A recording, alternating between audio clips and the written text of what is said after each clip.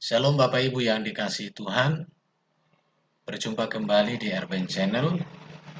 Pada sesi ini saya membahas satu topik tentang panggilan Musa dengan tema apa yang ada di tanganmu, terambil dari teks Keluaran pasal 4 ayat 2. Demikian bunyi firman Tuhan.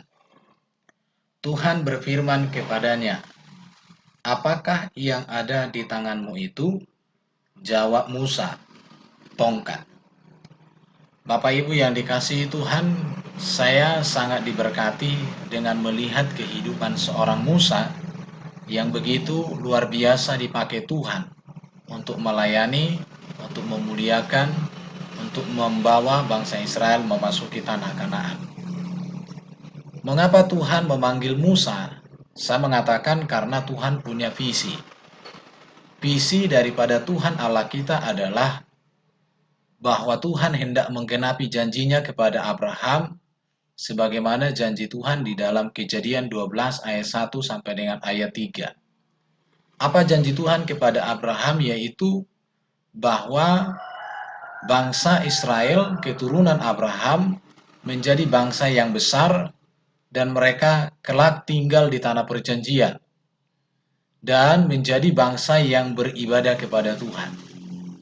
Kita tahu pada waktu Musa dipanggil oleh Tuhan, bangsa Israel, keturunan Abraham, sedang diperbudak di tanah Mesir, dan mereka di sana tidak bisa melakukan ibadah sebagaimana yang Tuhan kehendaki. Dan visi Tuhan kepada bangsa Israel, kepada keturunan Abraham, adalah menjadi bangsa yang besar, dan mereka akan diam di tanah perjanjian di tanah Kanaan, dan di sana mereka akan beribadah, memuji, memuliakan, dan mengagungkan nama Tuhan. Inilah visi Tuhan kepada bangsa Israel yang harus digenapi, yang harus dikerjakan. Untuk itulah maka Allah memilih seorang Musa menjadi alatnya. Jadi untuk mencapai misi tersebut, maka yang pertama dilakukan Tuhan di dalam kitab Keluaran adalah memilih Musa yang memiliki banyak kelemahan. Kalau kita melihat tentang pribadi Musa, dia bukan orang yang sempurna. Dia memiliki kelemahan. Dia memiliki keterbatasan. Tetapi Bapak Ibu, saya mau katakan bahwa Allah memakai orang yang tidak sempurna untuk tujuan yang mulia. Allah memakai orang yang punya keterbatasan untuk mengerjakan sebuah program Tuhan yang agung.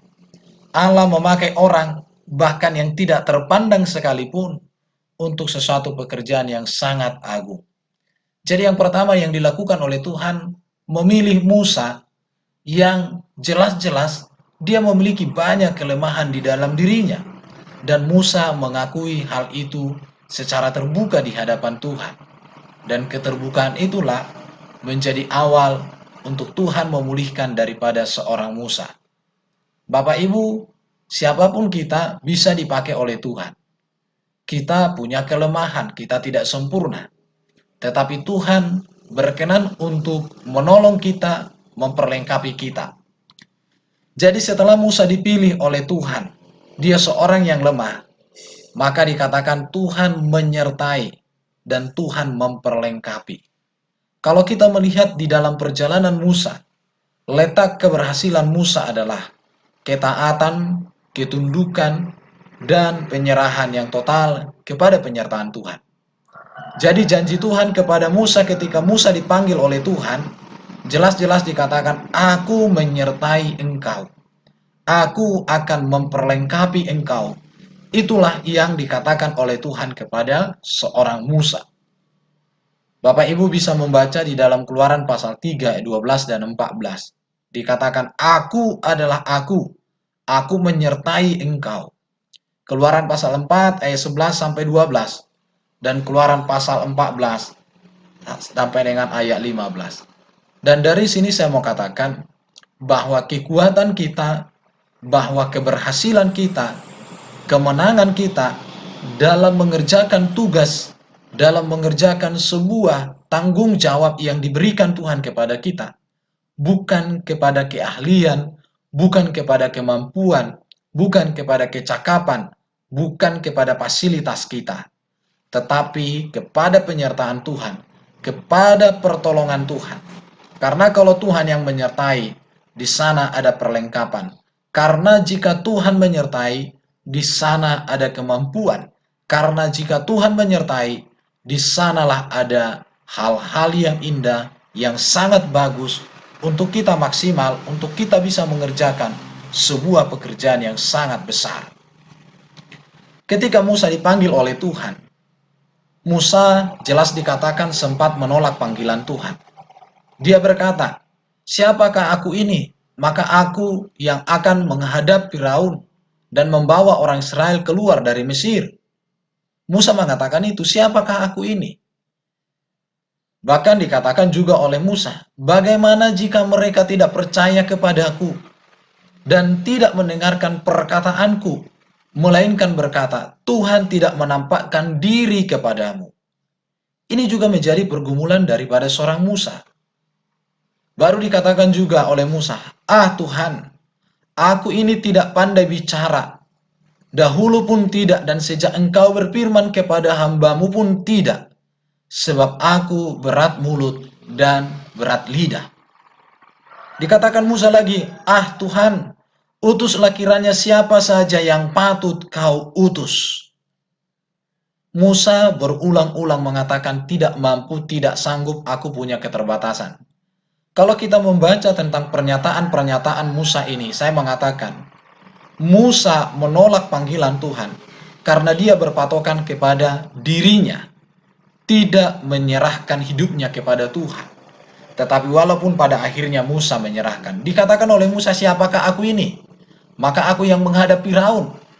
Baru dikatakan, "Bagaimana jika mereka tidak menolak, tidak percaya kepadaku, tidak mendengarkan perkataanku?" Jadi semua tentangku yang dikatakan oleh Musa.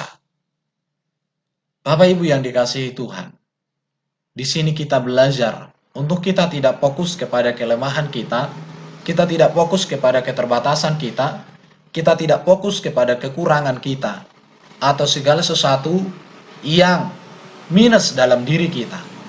Tetapi mari kita melihat kepada Tuhan yang memanggil hidup kita. Karena intinya adalah, jika Tuhan yang memanggil, Dia yang menyertai, maka segala perlengkapan, segala hal yang dibutuhkan untuk tugas yang mulia, pastilah Tuhan akan memberikannya. Apapun tugas, apapun beban yang Tuhan taruh untuk kita kerjakan, jika kita bergantung dan percaya pada penyertaan Tuhan, maka di sanalah kita mendapatkan sebuah kemenangan, di sana kita mendapatkan sebuah kebahagiaan dan kemampuan-kemampuan untuk mengerjakan tugas Tuhan itu. Bapak Ibu yang dikasihi Tuhan, jika kita melihat kepada Musa ini, apa yang membuat Musa berat hati untuk merespon panggilan Tuhan? Kalau kita membaca tentang kehidupan Musa ini, saya mau mengatakan bahwa ada beberapa hal yang membuat Musa berat hati merespon panggilan Tuhan. Yang pertama adalah masa lalu yang belum dipulihkan. Artinya apa di sini? Takut ditolak, takut ditangkap. Karena Musa memiliki masa lalu di mana dia melarikan diri dari Mesir. Artinya dia meninggalkan Mesir dengan cara yang tidak baik. Keluaran pasal 4 ayat 19, Bapak Ibu bisa baca di sana, bahwa Musa belum selesai dengan masa lalunya, dia belum dipulihkan. Maka saya katakan, orang yang mau mengerjakan pekerjaan Tuhan, tetapi terikat dengan masa lalu, dia tidak akan bisa merespon panggilan Tuhan dengan bagus. Oleh karena itu, maka seseorang yang dipanggil dan dipilih Tuhan, dia harus rela dipulihkan dari masa lalunya. Dia harus rela untuk dibentuk sesuai kehendak Tuhan. Maka Yesus berkata di dalam Lukas pasal 9 ayat 62, "Setiap orang yang siap untuk membajak tetapi menoleh ke belakang, tidak layak untuk kerajaan Allah." Jadi di sini kita perlu mengalami pemulihan dari Tuhan supaya kita maksimal dalam mengerjakan isi hati Tuhan. Kita harus mengalami pemulihan dari masa lalu kita, sehingga dengan demikian kita bisa melangkah ke depan. Bapak Ibu yang dikasihi Tuhan, mari kita sebagai orang Kristen dalam mengerjakan panggilan Tuhan untuk kita menjadi garam, menjadi terang, kita harus lepas dari masa lalu kita. Masa lalu yang buruk, masa lalu yang tidak menyenangkan, masa lalu yang memahitkan, masa lalu yang melukai, kita harus tinggalkan, kita harus lepaskan. Dengan demikian, kita bisa merespon dan melakukan tugas dan panggilan Tuhan yang agung. Kita seringkali gagal di dalam mengerjakan tugas dan panggilan Tuhan karena kita tidak bisa meninggalkan, tidak mampu melepaskan masa lalu yang tidak menyenangkan hati kita dan terlebih lagi yang tidak sesuai dengan kehendak Tuhan. Yang kedua, apa yang membuat Musa berat hati merespon panggilan Tuhan? Yang kedua yang saya temukan adalah fokus pada kekurangan, bukan kepada Tuhan yang sanggup selesaikan masalah. Jadi saya katakan bahwa Musa di sini fokus kepada kekurangan dirinya, kekurangan bangsa Israel, kekurangan segala sesuatu menjadi pusat, menjadi fokus dari perhatiannya. Karena itulah maka dia enggan, dia erat hati merespon panggilan Tuhan. Dikatakan oleh Musa, tidak cukup kemampuan, tidak pandai berbicara. Dia selalu melihat kekurangan-kekurangan di dalam dirinya, sehingga dia tidak bisa merespon panggilan Tuhan. Atau dia berat hati untuk melakukan panggilan Tuhan. Jadi di sini kembali kita diingatkan, di dalam kita mengerjakan tugas dan panggilan Tuhan, yang harus kita perhatikan adalah bahwa yang memanggil kita Tuhan, yang memperlengkapi kita Tuhan, dan kita mengerjakan tugas yang dikehendaki Tuhan. Saya percaya bahwa ketika kita melakukan kehendak Tuhan, di sana ada pembelaan Tuhan. Ketika kita melakukan kebenaran Tuhan, di sana ada kemenangan. Ketika kita taat kepada Tuhan, inilah letak keberhasilan, letak kemenangan, dan segala sesuatu yang terbaik untuk tugas terletak pada ketaatan. Kalau kita melihat di dalam sejarah Alkitab, ketaatan itu memiliki kuasa yang mengubahkan. Ketundukan kepada Tuhan itu membawa dampak yang luar biasa di dalam sebuah pelayanan, di dalam sebuah kehidupan, di dalam keadaan apapun. Kita melihat bagaimana Daniel, Sadrak, Mesak, dan Abednego yang taat kepada Tuhan. Bagaimana Yusuf yang taat kepada Tuhan.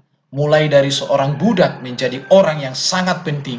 Dia tunjukkan karena ketaatan, karena mengasihi Tuhan. Ada begitu banyak contoh-contoh di dalam Alkitab bahwa orang yang fokus kepada Tuhan, yang mengandalkan Tuhan, yang percaya sungguh pada Tuhan, diberikan Tuhan kemampuan-kemampuan untuk mengerjakan pekerjaan Tuhan. Tidak ada orang yang sempurna yang dipakai Tuhan untuk tugas yang mulia selain Yesus Kristus. Hanya Yesus yang sempurna. Bapak Ibu yang dikasihi Tuhan, alasan yang ketiga yang saya temukan yang membuat Musa berat hati merespon panggilan Tuhan adalah rasa nyaman dengan kegiatan rutinnya sebagai gembala domba. Kita tahu bahwa Musa sudah 40 tahun meninggalkan Mesir. Dan sekarang dia sudah masuk pada zona nyaman sebagai seorang gembala. Maka dia tidak lagi mau memberikan bagaimana menolong bangsanya yang sedang diperbudak di Mesir. Karena dia sudah rasa nyaman dengan apa yang dia kerjakan. Dengan keluarganya, dengan istrinya, dengan pekerjaannya, dengan hartanya. Karena dia sudah nyaman dengan kegiatan sebagai seorang gembala. Sebagaimana dikatakan Keluaran pasal 3 ayat 1. Adapun Musa, ia biasa mengembalakan kambing domba Yitro, mertuanya, imam di Midian. Sekali ketika ia menggiring kambing domba itu ke seberang padang gurun, dan seterusnya. Jadi dari sini saya mau katakan bahwa rasa nyaman membuatnya kehilangan visi mula-mula. Bapak Ibu yang dikasihi Tuhan, ini menjadi sebuah problema di dalam kehidupan orang Kristen. Ketika dia di dalam keadaan yang menggebu-gebu, dia mengerjakan sesuatu. Namun ketika ada sebuah persoalan, dia mundur, bahkan mengasingkan diri seperti Musa. Tetapi setelah dia nyaman di dalam pengasingan itu, dia lupa kepada visi mula-mula. Bapak Ibu yang dikasihi Tuhan, rasa nyaman bisa membuat kita kehilangan visi mula-mula kita. Ada banyak hamba Tuhan ketika sekolah teologi, sekolah Alkitab menggebu-gebu. Tetapi ketika dia sudah diberkati secara finansial, ketika dia diberkati secara ekonomi, jemaahnya bertambah dan dia merasa sudah cukup dengan keuangannya, sudah cukup dengan perpuluhan jemaatnya, dia kehilangan visi mula-mula dan dia fokus kepada visinya, sehingga dia menolak dan enggan melakukan visi Tuhan. Berbicara tentang keengganan di dalam melakukan visi Tuhan karena tidak mau keluar dari zona nyaman, ini juga bisa kita lihat dari kehidupan Yunus. Bagaimana Yunus enggan memenuhi panggilan Tuhan karena dia sudah memiliki rasa nyaman sehingga dia tidak mau pergi. Dia disuruh pergi ke Niniwe tapi dia pergi ke Tarsis. Dia biayai sendiri. Kenapa? Karena dia tidak mau diusik kenyamanannya. Dia tidak mau keluar dari zona nyaman. Dia mau tetap berada di dalam kenyamanan, tapi tidak lagi berbicara dia ada di dalam kehendak Tuhan. Bapak Ibu yang dikasihi Tuhan, rasa nyaman dengan kehidupan kita seringkali menjadi penghambat di dalam kita merespon atau menaati perintah agung dari Tuhan di tengah-tengah kehidupan kita. Dari Musa ini juga kita belajar bahwa Tuhan memakai kita sesuai dengan apa yang kita miliki. Tuhan memakai Musa sesuai dengan apa yang dimiliki oleh Musa. Dikatakan tongkat yang ada dalam genggaman. Dikatakan oleh Tuhan kepada Musa, Tuhan berfirman kepadanya, apakah yang di tanganmu itu? Jawab Musa, tongkat. Bapak Ibu, tongkat ini adalah simbol keahlian seorang gembala. Tongkat itu simbol keahlian sebagai seorang gembala karena memang Musa seorang gembala. Maka dikatakan kemudian Musa mengajak istri dan anak-anaknya lelaki, lalu menaikkan mereka ke atas keledai dan ia kembali ke tanah Mesir dan tongkat Allah dipegangnya di tangannya. Bapak Ibu yang dikasihi Tuhan, di sini kita melihat bahwa Tuhan memakai Musa dengan apa yang ada padanya, keahlian yang ada pada dirinya. Dari mana saya tahu atau bisa kita katakan bahwa keahlian Musa sekarang sudah diserahkan kepada Tuhan? Di dalam Keluaran pasal 4 ayat 2 dikatakan tongkat.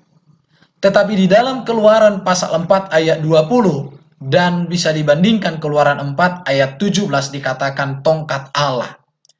Dari sini kita melihat bahwa tongkat Musa ketika diserahkan kepada Tuhan menjadi tongkat Allah. Keahlian Musa ketika diserahkan kepada Tuhan maka digantikan dengan keahlian Allah. Kekayaan Musa ketika diserahkan kepada Allah menjadi kekayaan Allah.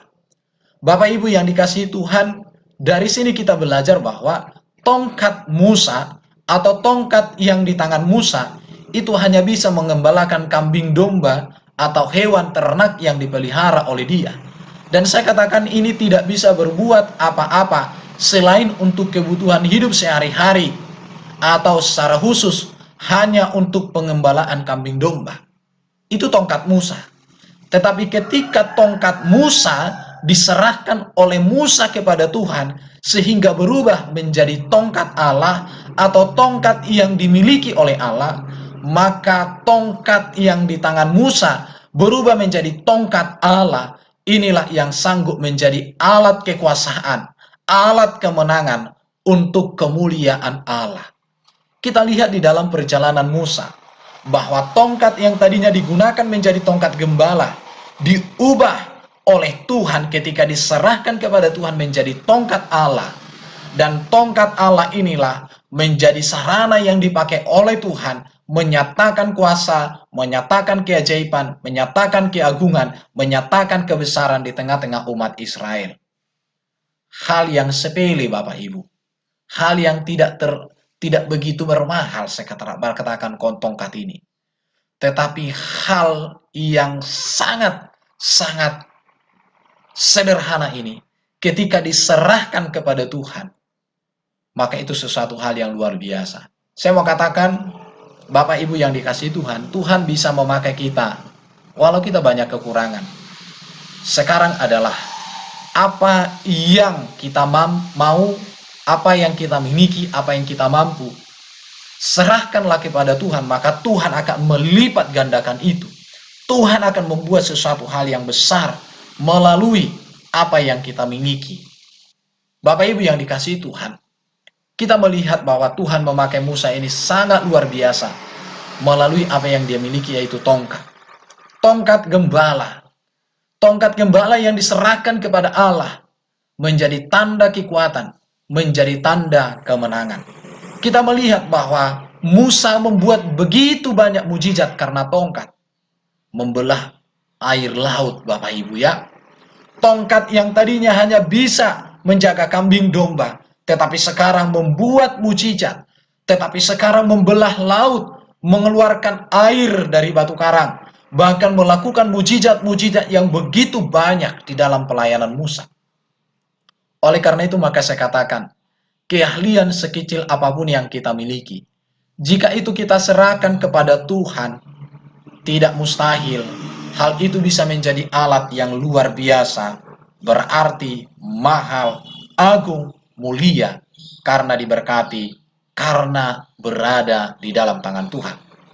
Mari kita serahkan apa yang ada pada kita, supaya Tuhan makin lipat gandakan. Kita tahu bahwa ketika kita memiliki ada kelebihan sedikit, dan ketika kita serahkan kepada Tuhan, Tuhan sanggup melipat gandakannya menjadi sesuatu yang luar biasa. Bapak Ibu yang dikasihi Tuhan, Tuhan memakai kita sesuai dengan apa yang kita miliki.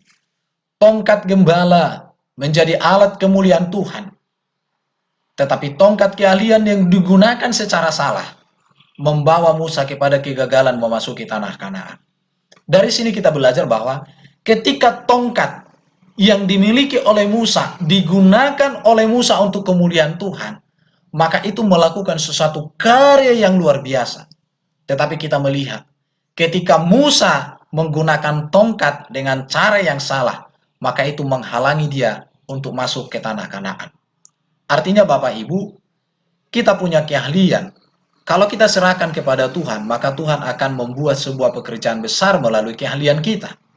Tetapi jika keahlian yang kita miliki kita tidak serahkan kepada Tuhan, atau kita salah menggunakannya, maka kita bisa tidak sampai kepada tujuan. Dikatakan di dalam Bilangan 20 ayat 11 sampai dengan 12. Lalu Musa mengangkat tongkat itu dan memukulkannya pada bukit batu itu 2 kali. Maka mancurlah air dengan derasnya, sehingga semua orang dan ternak bisa minum. Tetapi Tuhan menegur Musa dan Harun, katanya, karena kamu kurang percaya kepadaku untuk menyatakan kuasaku yang suci di depan bangsa Israel, kamu tidak akan memimpin mereka masuk ke negeri yang kujanjikan kepada mereka. Bapak Ibu yang dikasihi Tuhan, mari kita menggunakan apa yang sudah kita serahkan kepada Tuhan secara konsisten di dalam pengabdian kita kepada Tuhan, supaya keahlian-keahlian kita konsisten kita persembahkan untuk melayani Tuhan, untuk memuliakan Tuhan, maka kita akan dipakai Tuhan untuk mengerjakan pekerjaan yang besar. Musa dipakai untuk mengerjakan pekerjaan yang besar, agung, mulia, yaitu membawa satu bangsa keluar dari Mesir, masuk kepada tanah perjanjian. Dan kita pun akan dipakai Tuhan untuk satu tujuan Tuhan yang mulia, ketika kita percaya dan menyerahkan hidup kita kepada Tuhan dengan sungguh-sungguh. Bapak Ibu yang dikasihi Tuhan, saya mau katakan melalui materi ini, jangan tunda melakukan panggilan Tuhan. Serahkan hidup kita dipakai Tuhan untuk tujuannya. Mengapa? Karena kalau kita menunda panggilan, maka kita membiarkan orang makin lama hidup dalam perhambaan dan penderitaan. Musa, kalau dia terus mengulur waktu untuk menolak panggilan Tuhan, bisa saja dia akan ditolak Tuhan atau digantikan orang lain. Tetapi yang pasti, maka bangsa Israel semakin lama hidup dalam penderitaan di tanah Mesir. Maka dia akan membiarkan bangsa Israel meneteskan air mata, menangis, meraung, merintih di dalam perbudakan. Dan juga Musa membiarkan begitu banyak waktu yang tidak berarti terbuang karena dia mengulur-ulur waktunya. Oleh karena itu, mari kita taat kepada panggilan Tuhan. Tuhan sanggup memakai kita berdasarkan karunia-karunia yang sudah Tuhan berikan kepada kita. Apa yang menjadi keahlian kita? Serahkan pada Tuhan. Tuhan sanggup membuat sesuatu yang luar biasa di tengah-tengah keterbatasan kita. Tongkat Musa yang sangat sederhana, yang tidak memiliki arti hanya untuk pengembalaan kambing domba. Tetapi ketika ada di tangan Tuhan, ketika diserahkan kepada Tuhan, membuat sesuatu pekerjaan yang agung, yang besar, dan yang luar biasa. Ini sebuah kekuatan, sebuah kebenaran. Dan di dalam Alkitab ada begitu banyak kesederhanaan yang diberkati, ditolong Tuhan, sehingga terjadi hal-hal yang luar biasa. Oleh karena itu, di dalam menaati panggilan Tuhan, di dalam melakukan kehendak Tuhan, jangan tunggu kita sempurna dulu. Allah memakai yang tidak sempurna untuk tujuan yang mulia. Kita perlu ingat, Musa dengan tongkatnya dipakai Tuhan dengan luar biasa untuk mengadakan mukjizat.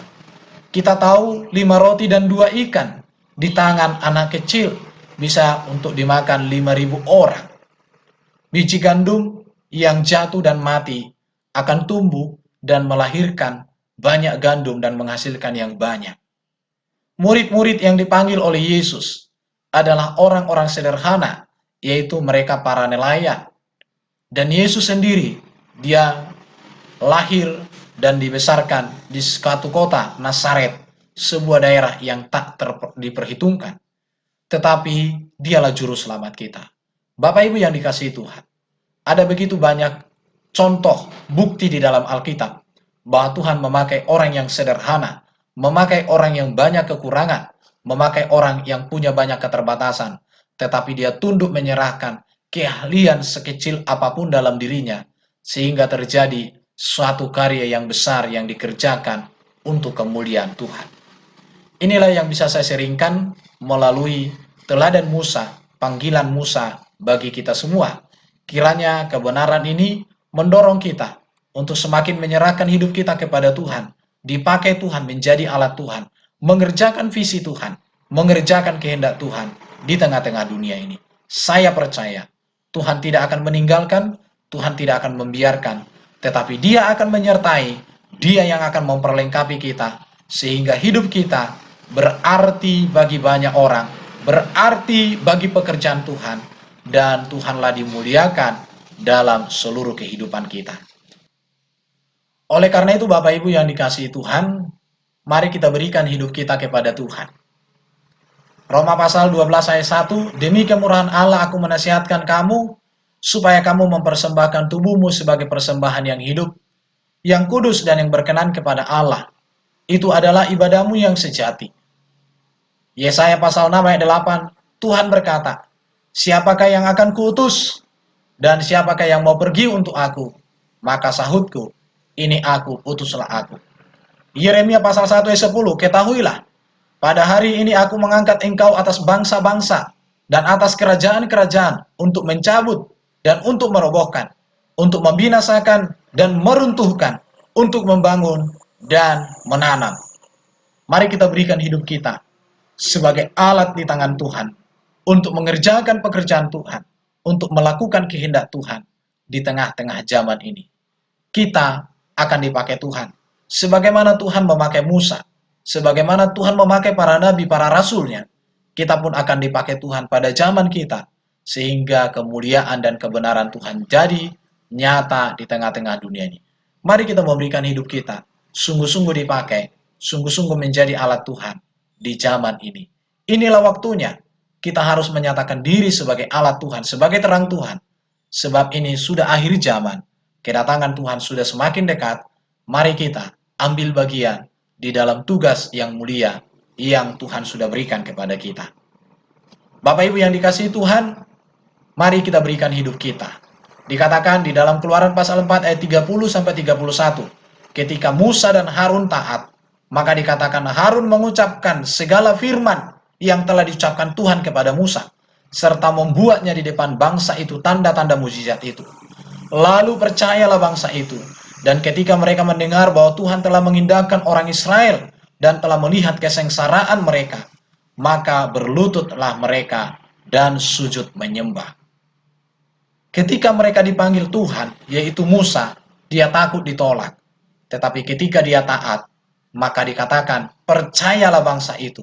bahkan bangsa Israel yang dia pikirkan akan menolak dia, di sini dikatakan berlutut sujud menyembah kepada Tuhan, sampai akhirnya dipimpin oleh Tuhan masuk ke dalam kemenangan, masuk ke dalam rencana, masuk dalam program Tuhan, sehingga bangsa Israel kelak keluar dari Mesir dan menjadi bangsa yang dipimpin Tuhan dengan penuh keajaiban masuk ke dalam tanah perjanjian. Yang diinginkan Tuhan dari kita adalah ketaatan. Yang diinginkan Tuhan dari kita adalah penyerahan. Yang diinginkan Tuhan dari kita adalah percaya, tunduk, dan berserah kepada Tuhan. Maka Dia akan bertindak memperlengkapi, menolong, menguatkan, bahkan membuat kita berhasil dalam tugasnya yang mulia, yang agung, yang besar. Terima kasih Bapak Ibu sudah mendengarkan saya, boleh sharing, membagikan sebuah kebenaran firman Tuhan ini. Nama Yesus dipuji, ditinggikan, dimuliakan di tengah-tengah hidup kita. Kita terus menyerahkan hidup kita